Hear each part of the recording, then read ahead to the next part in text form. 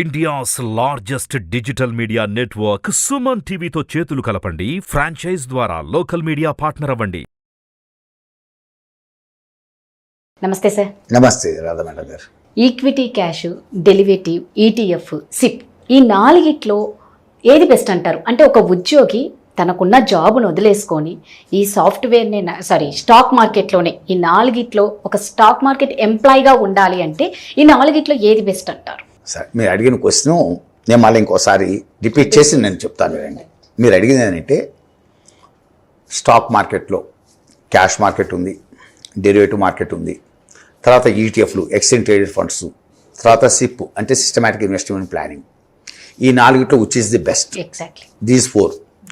ఒక మామూలు ఉద్యోగి అంటే ₹1,00,000 సంపాదించుకునేవాడు, ఒక 50,000 సంపాదించుకునే ఒక ఉద్యోగి అది వదిలేసేసుకొని స్టాక్ మార్కెట్లోకి వస్తే ఒకవేళ వీటిలో ఏ సెలెక్ట్ చేసుకోవాలి? అసలు అలా రావటం తప్ప రైటా? ఇది మీరు అడిగిన క్వశ్చన్, అడగాలనుకున్న క్వశ్చన్. ఎగ్జాక్ట్లీ. ఒకటి నేను ఎప్పుడు కూడా ఒకటే చెప్తున్నాను, మళ్ళీ ఇందాక చెప్పాను ఒక వీడియోలో, ఇప్పుడు చెప్తున్నా. ప్రాపర్ అమౌంట్స్, హ్యూజ్ అమౌంట్స్ లేకుండా స్టాక్ మార్కెట్లోకి జాబ్ వదిలేసి రావద్దు. Proper knowledge and huge amounts లేకుండా, స్టాక్ మార్కెట్లోకి అంటే ఒక 50,000 తీసుకోనో ఒక ₹1,00,000 తీసుకోనో స్టాక్ మార్కెట్లోకి వచ్చి కుటుంబాన్ని పోషించుకోవటం అనేది నాట్ పాసిబుల్. స్ట్రైట్గా చెప్పేస్తున్నాను. చెప్పడానికి ₹1,00,000 ఉంటే రోజుకి అర్థమైందా 10 సంపాదించవచ్చు, 20. ఇవన్నీ ఏంటంటే అంత ఖచ్చితమైన విషయాలు కాదు. సంపాదిస్తే ఒక రోజు కుదురుతుంది, 2 రోజులు కుదరవచ్చు, 3 రోజులు కుదరలేదు. స్టాక్ మార్కెట్లో లాస్లు వస్తుంటాయి, ప్రాఫిట్స్ వస్తుంటాయి. అందువల్ల అదే బెటర్ అమౌంట్స్, మంచి అమౌంట్స్ ఉన్నాయనుకోండి, ప్రాపర్ అమౌంట్స్ ఉన్నాయనుకోండి, ఎస్ మీరు జాబ్ను వదిలేసి ఖచ్చితంగా వచ్చి మంచి నాలెడ్జ్ కూడా ఉండాలి. నాట్ ఓన్లీ డబ్బు ఉండదు స్టాక్ మార్కెట్ సరిపోదు, మీకు ప్రాపర్ నాలెడ్జ్ కూడా ఉండి స్టాక్ మార్కెట్లో ఫండమెంటలీ, టెక్నికల్లీ, బిహేవియర్ అనాలిసిస్ అంటే మీ నాలెడ్జ్ ఉండి ప్రాపర్ అమౌంట్స్ ఉంటే జాబ్ వదిలేసి ఫుల్ ఫ్లెడ్జ్ స్టాక్ మార్కెట్లో నిలబడవచ్చు. నెంబర్ 1. రెండోది ఈక్విటీ మార్కెట్ బెటరా, డెరివేటివ్ మార్కెట్ బెటరా మీరు అడిగింది. తర్వాత SIP and exchange traded funds which is better అంటే డెరివేటివ్ మార్కెట్ కంప్లీట్లీ స్పెక్యులేషన్, అంత రికమెండ్ చేయలేరు. Complete speculation. ఈ మధ్యకాలంలో నాకు తెలిసి 99% స్టాక్ మార్కెట్లో స్మాష్ అవడానికి కారణం derivative market, futures, options, especially option market. ఒక రోజుకి ₹70,000 టర్న్ ఓవర్ ఉంటుంది option market. 20 days above 22 days approximately ఉంటుంది. 22 days అప్రాక్సిమేట్లీ పర్ మంత్. అంటే ₹15,00,000 turn over 1 month turn over. Puts calls వచ్చేటువంటి వాళ్ళ టర్న్ ఓవర్ ఒకవైపు జీరో అవ్వాలి. అసలు ఆ వాలటైటీని, ఆ గ్యామ్లింగ్ వీళ్ళు ఎలా తట్టుకోగలరు? అందులో కామన్ మ్యాన్ అయినటువంటి వాళ్ళు, అరకొర జ్ఞానంతో వచ్చినటువంటి వాళ్ళు ఈ ఆప్షన్ మార్కెట్లో గొల్లైపోతారు, మామూలు కాదు. అందువల్ల డెరివేటివ్ మార్కెట్ ఫస్ట్ అసలు వద్దని చెప్తాను. బిగినర్స్కి ఎంత మంచి ఎక్స్ట్రార్డనరీ నాలెడ్జ్ ఉన్నా కూడా, అర్థమైందండి, ఆప్షన్ మార్కెట్ అంత తొందరగా అంటే డెరివేటివ్ మార్కెట్ అంత తొందరగా ఎంటర్ వద్దని చెప్తాను. నెంబర్ 1. రెండోది SIP system, systematic investment planning. ఈ మధ్యకాలంలో ప్రతి వాళ్ళు కూడా సిస్టమాటిక్ ఇన్వెస్ట్మెంట్ ప్లానింగ్ తెగ రికమెండ్ చేస్తున్నారు. దీంట్లో కూడా కొన్ని డ్రాబ్యాక్స్ ఉన్నాయి. ఫ్రాంక్లీ స్పీకింగ్, మీరు సిస్టమాటిక్ ఇన్వెస్ట్మెంట్ ప్లానింగ్లోకి వెళ్ళారు, ఏదో మ్యూచువల్ ఫండ్ యూనిట్స్ కొనుక్కుంటూ వెళ్తున్నారు, సిస్టమాటిక్ ఇన్వెస్ట్మెంట్ ప్లానింగ్ పెట్టుకుంటూ పోతున్నారు. గత 12 సంవత్సరాల నుంచి మార్కెట్ అప్ ట్రెండ్లో ఉంది కాబట్టి నిఫ్టీ 6,350 చిల్లర నుంచి దగ్గర 20,000 టచ్ చేస్తుంది కాబట్టి 20%, 18% అని 15% రిటర్న్స్ ఇస్తున్నాయి. అంతకుముందు తీసుకోండి, ఒకసారి మార్కెట్లో కనుక పట్టం మొదలు పెడితే ఈ సిప్పులు మొత్తం కూడా మళ్ళీ బయటికి రావాలంటే 7-8 ఏళ్ళు పడుతుంది. అసలు తీసుకోవాలన్నా కూడా 7-8 ఏళ్ళు అయినా కూడా అసలు కూడా రావు. అందులో సిస్టమాటిక్ ఇన్వెస్ట్మెంట్ ప్లాన్ చేసే వాళ్ళు కూడా అసలు మ్యూచువల్ ఫండ్ కంపెనీ ఏ ఫండ్, అసలు అది రకరకాల ఫండ్స్ ఉన్నాయి, అసలు ఏ ఫండ్లో పెడుతున్నాడు దాని మీద మంచి అవగాహనతో పెట్టాలి. ఇప్పుడు ఈ ఫండ్స్ సిప్పులు కొనిపెట్టేవాళ్ళు ఏం చేస్తారు, వాడి కమిషన్ వస్తుంది. ₹1,00,000 సిప్పులు సిస్టంలో ఇన్వెస్ట్ చేయించామనుకోండి, మనకు యూనిట్స్ అమ్మించామనుకోండి, మనకు 5,00,000 కమిషన్ వస్తుంది. ఎవడి సినిమా వాడిది, ఇక్కడ ఎవడి గోల్ వాడిది. నీ చేత మ్యూచువల్ ఫండ్లో నాకు ప్రాపర్ ఇన్వెస్ట్మెంట్ చేస్తే నాకు కమిషన్ వస్తుంది. అదొక వ్యాపారం. యూనిట్స్ అమ్ముకోవటం అనేది వ్యాపారం. అందువల్ల నేను ఏం చెప్తున్నానంటే, మీరు డబ్బు మీది, సిస్టమాటిక్ ఇన్వెస్ట్మెంట్ ప్లాన్ పెట్టదని నేను అనట్లే. పెట్టేటప్పుడు అసలు ఏంటి ఆ mutual fund company track record ఏంటి, అది ఏ ఫండు, రకరకాల ఫండ్స్, అది వర్కౌట్ ఏదైనా అది అన్నీ చూసుకొని పెట్టుకోండి అంతే. తర్వాత ఏంటి తేడా పడితే మళ్ళీ చెప్తున్నాను, ఒకవేళ మార్కెట్లు కనుక 12 years నుంచి అప్రెండ్లో ఉంది కాబట్టి okay, well and good, workout అవుతుంది సిప్పు. ఒకవేళ వెనక్కి తిరిగింది అనుకో మార్కెట్, 6-7 ఏళ్ళు వెనక్కి తిరుగుతాయి, అసలు కూడా ఉండవు. 2008లో ఎల్ఐసి 35,000 కోట్లు కలెక్ట్ చేసింది. 2016 దాకా అసలు రాలేవాడికి, అసలు కూడా రాలేదు.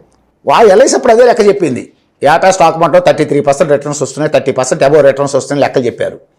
1978 డేటా నుంచి 1978 దగ్గర నుంచి ఇండెక్స్ సెన్సెక్స్ తీసుకొని 100 basis points తీసుకొని ఆ రోజు 21,000 అండ్ ఆడు టచ్ చేసింది సెన్సెక్స్, 30% అబోవ్ వచ్చి చూశారని చెప్పి లెక్క చెప్పి 2008లో ఎల్ఐసి వాళ్ళు వచ్చారు. జనం దగ్గర నుంచి అమౌంట్స్ కలెక్ట్ చేసిన మాట వాస్తవమే. 2060 దాకా అసలు రాలే వాళ్ళకి. ఎక్కడ 2008 2016 8 ఏళ్ళు అసలు రాలే. 2016లో అసలు వచ్చినాయి వాళ్ళకి. అందులో ఈ సిప్లో పెట్టే వాళ్ళందరూ కూడా సిస్టమాటిక్ ఇన్వెస్ట్మెంట్ ప్లానింగ్లో మీరు అసలు ముందు ఆ mutual fund company track record చూడండి.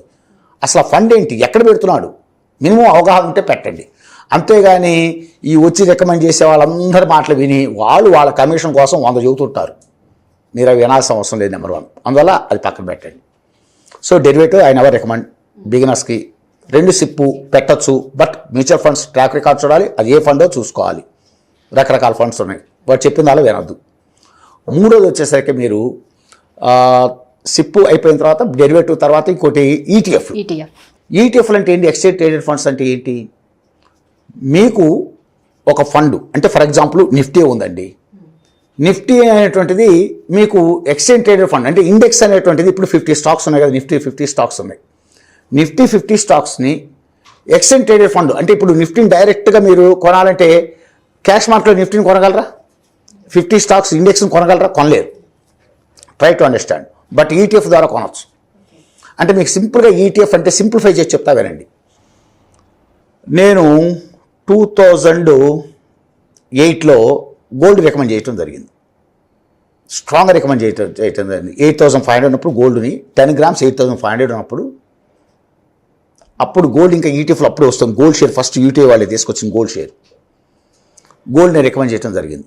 రాబోయే 2 సంవత్సరాలు అద్భుతంగా ఉంటుంది గోల్డ్ రేటు, ఇది మంచి టైం కొనడానికి గోల్డ్ అని చెప్పాను. అప్పుడు యూటీఐ వాడు ఏం చేస్తా అంటే ఈటీఎఫ్ అంటే అసలు ఏంటి, ఎక్స్చేంజ్ ట్రేడెడ్ ఫండ్ అంటే ఏం చెప్పబోతున్నాం, ముందు మీకు బేసిక్ ఐడియా ఉండాలి.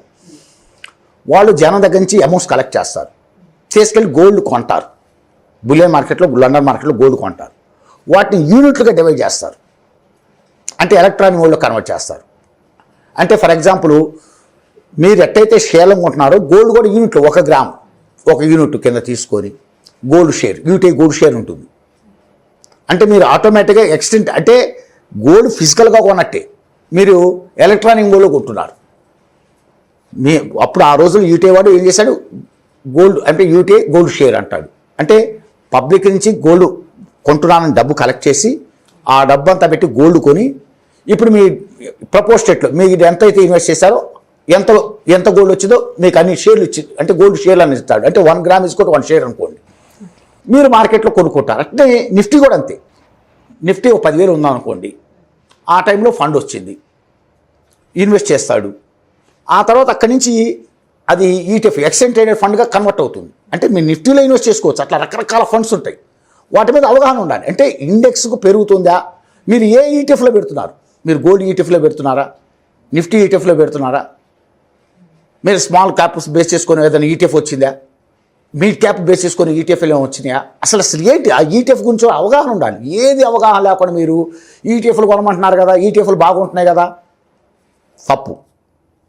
మీరు ఏదైనా చేసేటప్పుడు దాని మీద క్లారిటీ ఉండాలి. ఆ క్లారిటీ లేకుండా అసలు ఏంది ఆ ఈటీఎఫ్ ఎక్స్చేంజ్ ట్రేడెడ్ ఫండ్ అన్నాడు, ఏమంటున్నాడు ఈ ఎక్స్చేంజ్ ట్రేడెడ్ ఫండ్, మన దగ్గర డబ్బు కలెక్ట్ చేశాడు, వాడు ఏ ఫండ్ అసలు ఏంటది, ఇగో ఇక్కడ పెట్టాడు ఈ ఫండ్, ఇది ఏ యూనిట్లు ఎలా ఇస్తున్నాడు, ఏ బేసిస్లో ఇస్తున్నాడు, వీటన్నింటి మీద అవగాహన ఉంటే మీరు ఈటీఎఫ్లు కొనమని చెబుతాం.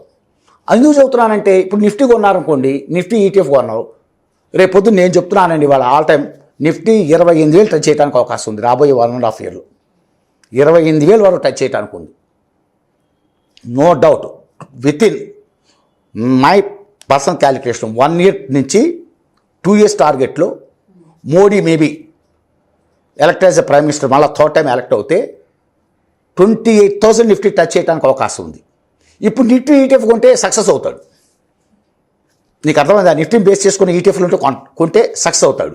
అదే 28,000 వచ్చిన తర్వాత అక్కడ కొన్నాడు అనుకోండి, అక్కడ నిఫ్టీ క్రాష్ అయింది అనుకోండి, నిఫ్టీ ఈటీఎఫ్లు కూడా పడతాయి. ఎక్స్చేంజ్ ట్రేడెడ్ ఫండ్లు కూడా ఆటోమేటిక్గా నిఫ్టీతో పాటు పడిపోతూనే ఉంటాయి. అవి కూడా ఎలక్ట్రానిక్ మోడ్లో కొనుక్కున్నాం మనం.